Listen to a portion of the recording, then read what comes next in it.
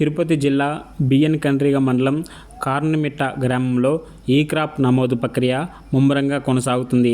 వ్యవసాయ శాఖ అధికారి చంద్రమ్మ నేరుగా వరి పొలాలను సందర్శించి మొబైల్ లేదా ట్యాబ్లెట్ యాప్ ద్వారా జియో ట్యాగింగ్ నిర్వహిస్తూ సాగు వివరాలని డిజిటల్ రూపంలో నమోదు చేస్తున్నారు. ఈ క్రాప్ నమోదు ఆధారంగానే రైతులకి వివిధ ప్రభుత్వ పథకాల ప్రయోజనాలు, సున్నా వడ్డీ పంట రుణాలు, ఉచిత పంటల బీమా సౌకర్యాలు అందనున్నాయి. అలాగే ప్రకృతి వైపరీత్యాల వల్ల పంట నష్టం జరిగిన ఇన్పుట్ సబ్సిడీ, పంట నష్టపరిహారం వంటి ఆర్థిక సహాయాలు పొందేందుకు ఈ నమోదు కీలకంగా మారనుంది.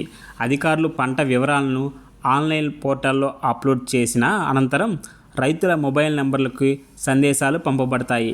ఆ సందేశం ఆధారంగా రైతులు సమీప రైతు సేవా కేంద్రాల్లో తప్పనిసరిగా ఈకేవైసీ పూర్తి చేసి తమ ఈ క్రాప్ నమోదును ధృవీకరించుకోవాలని అధికారులు సూచించారు. ప్రతి రైతు తమ పంట వివరాలను తప్పనిసరిగా నమోదు చేసుకొని ప్రభుత్వ పథకాల ప్రయోజనాలను పొందాలని కోరారు. ఈ వార్త మన ఆంధ్రప్రదేశ్లోని అన్ని జిల్లాలకు కూడా వర్తిస్తుంది.